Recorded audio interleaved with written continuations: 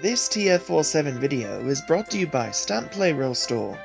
SPS has Playroll merch in the mintest condition, special custom runs, and even packs based on your favorite stories. Check them out in the link below, and make sure to use code ThomasandFriend47 to save 10% on your first order. As always, thank you to our sponsor. Hi guys, Thomas and Friends 47 here, and today we're taking a look at the Thomas and Friends My First Train Table. Now, I was really surprised to see this on Walmart.com, but I decided to go ahead and place the order to get this item. You can see here on the packaging, it actually looks really exciting. We have the side shot here with the Great Thomas promo, very cool. And here's a look at the back of the packaging. You'll see here it says training starts here, which I think is a cool pun. It shows you all the different things this tower can do and all the different details of it, which I think is pretty cool. Now, unfortunately, they put the shipping label on the package, so I had to take that off, and you can see it kind of damaged the box there. And on the bottom, it shows you the other Engines collection, which I hope will be here soon so we can get those videos up too. You also see that this table can grow with Younger Engineer. Best for young engineers, you can use it with older systems. We'll talk about that a little bit later in the video. Here's the top of the box. And we'll see the great details there. Of course, the top of the table there. And here's the bottom of the box. Of course, we have all the legal information. And then, of course, that famous Thomas barcode. Alright, and once we get everything out of the box, we'll start here with the instructions. You can see they're pretty simple, but these don't unfold. They actually have they are stapled together. So, usually they'll fold out into this giant paper. This is more like a book, which I think is nice. It just tells you how to assemble and how you can play with the model. Here's the back of the instructions. And then here's everything that you get inside. So here's the sticker sheet, of course the instructions which we just shown there. And here are all the different pieces that you get. And you can see there's quite a good bit to this. I do want to say though that these are all snap fit, so there's no screws or anything that you have to have, so you don't have to have any tools or anything to assemble this together. But it does take some time to assemble. Alright, now let's take a look at how we actually assemble all of this together.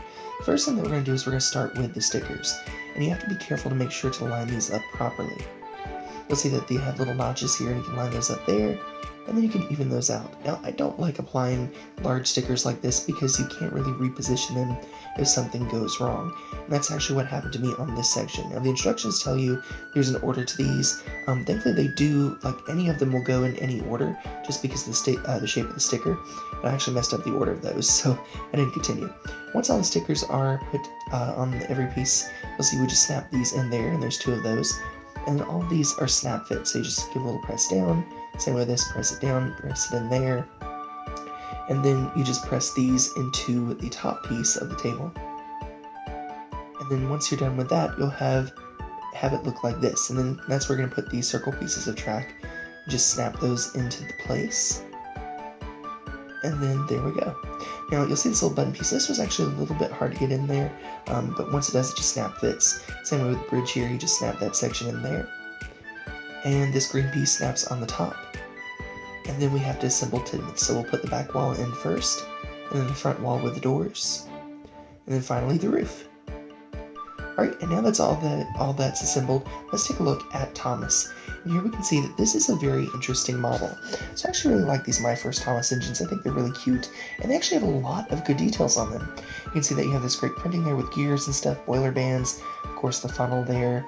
So many great details, wheels, very nice. Here's a look at the front of the engine. I love that face, it's just absolutely adorable.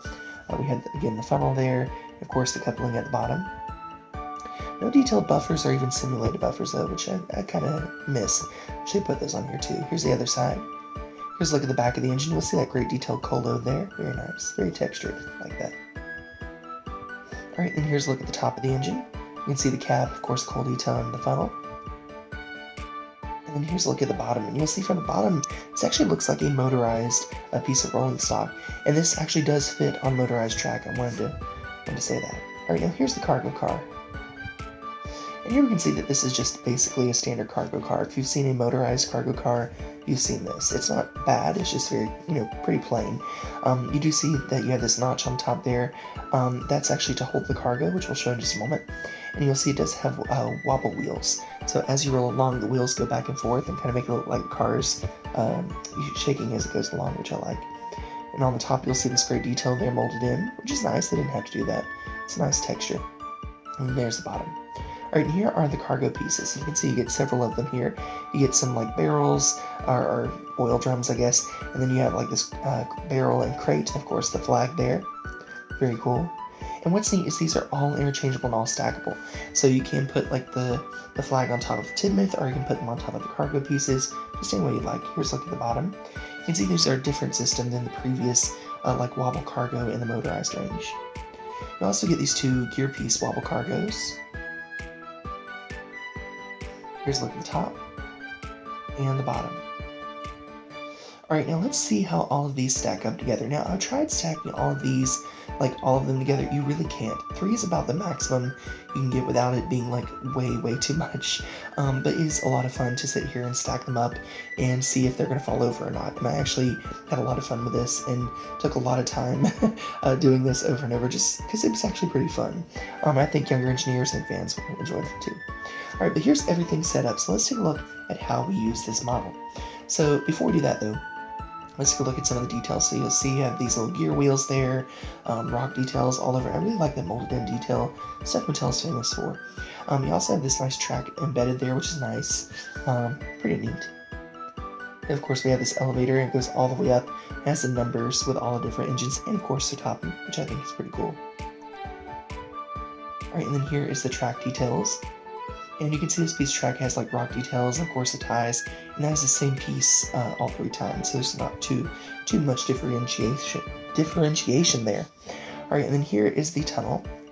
You'll see that you have these little grooves there, so you can put an engine or car there and they won't roll back down. And on the inside you have this great details on the elevator truss, but nothing really on the tunnel side. Great work though, I like that. And then here are these little stickers that I was talking about earlier. They have Thomas, Vinay, and Clarabelle, Kana, and I realized as I was putting these up, these are actually very reminiscent of the wooden railway train tables when they used to do this, and I think that's kind of what they were giving a nod to. And that's pretty cool. It's very nostalgic, and it's like, you know, an element of the Thomas and French train tables, and it's nice that they've included that here as well. Alright, now here's a look at the top platform, and we can see here there's in the sheds. It looks great. We have this great sticker there with the windows, a little Thomas logo, brickwork, and even a little squirrel there, which is nice. We also have these opening doors, which I really like too. Here's a look at the front of them, and then here's a look at the back. You see that you have this nice big window and this great sticker. I love this sticker. Look at this, you have little pictures of Thomas's shed, you know, just all sorts of cool things. You can even look out to see the view outside. Very neat. Here's a look at the top too, where you can put like flags or cargo pieces. You also see that little track has embedded rails there and little tie details. Stuff they didn't have to do, but still looks really nice. And there's little spots here for all the cargo to go to, which I really like. So that way if you wanted to just put this up, you wouldn't have to worry about pieces getting lost. You can also put the gears there and even spin that middle gear around, which is neat. Now on the other side of that, you'll see that you have this rickety bridge. I really like that. It looks really cool. It's actually, I think, something we've seen in the show before. I don't remember exactly what episode or what it's called, but it's still cool. You can see it goes up and down there. Alright, but let's see this in action. So we'll start Thomas down here, and then he comes up onto the tracks through the tunnel. He'll go around the curves, down the hill, and then up to the elevator platform. Once we're on the elevator platform, we'll go up. And this actually works pretty smoothly. I was surprised. We'll go up to the top, and then we're going to buffer up to the cargo car. We'll load up some cargo, but not too much because we don't want this falling off. And then we'll go around the loop. Passing Tidmouth, we'll come up to the bridge, and down we go. I love how that looks. And then we'll come back around, and we'll deliver the cargo.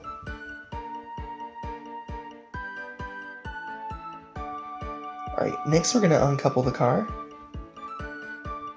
and we'll give Thomas a rest at the sheds. So we can easily open the doors, and have him fit easily inside. Pretty cool. And then he's ready to start another adventure. I love this too. You just press the button, you spin the gears. Well, we'll spin the gears first, and then we can just press the button, and we'll send Thomas away, back to his next adventure. And I have to say, that is a very fun feature. Just watching the engine drop down. Now, I will say, these engines aren't heavy enough to really pull it all the way down. So it kind of just sticks there, but I mean, that's okay. Alright, and you can also see you can do this with the cargo car. Now, I was amazed. This was my first try doing it with the cargo car, and you'll notice that when it goes down, look at this. It doesn't derail or anything. I thought that was really cool. But I also want to show this off too. It actually works with motorized engines. I only have a motorized Tall 2 right now with me, but you can see here it does work. You just turn him off there, raise him up to the top platform, and he'll even run on the top platform. And I thought that was neat because you could easily use this with motorized or with the engines that's intended for the All Engines Go My First engines. He runs pretty well on the whole thing, which I thought was interesting. The only place that he does struggle with is the green hill. Now keep in mind, the entire loop on this top section has none of the grooves that Motorized track has. The lower level does, but this level does not. And you can see that causes a lot of tension, or non-friction, where the engine cannot go up it. The only geared wheel section is the bridge section there. Also, you can see how you can drop the elevator down with the engines on it.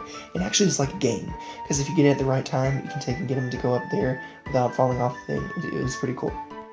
Alright, so all in all, what are my thoughts on this item? Well, I'm going to tell you, I love the My First Thomas range. It's always been one of my favorites ever since the early days of it, and even up in this newest iteration of it too. It has a lot of great details to it.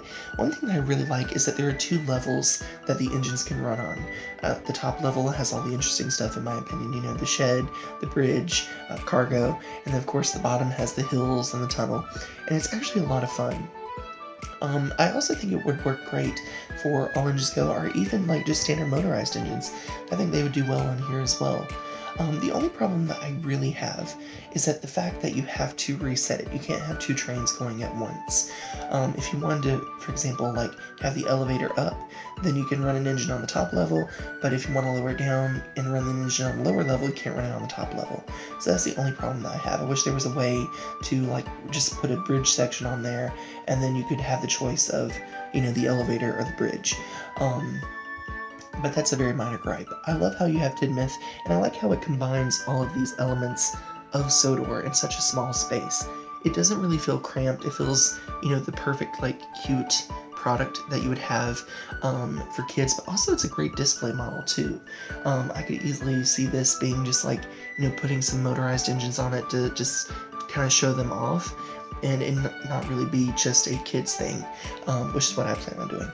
I also love the fact that they put the stickers around the edge. It's such a simple thing, but it really reminds you of classic Thomas Wooden Railway tables. And it's like, you know, this is the first train table that younger engineers will have, so it makes sense that, you know, the stickers on there that match that essence of a Thomas train table, and that is like a memory in my head from seeing those Thomas train tables, where you have to have the engines around the sides, you have to have this, and it ticks all those boxes, which I think is really cool. All in all, it was $39.99 on Walmart.com.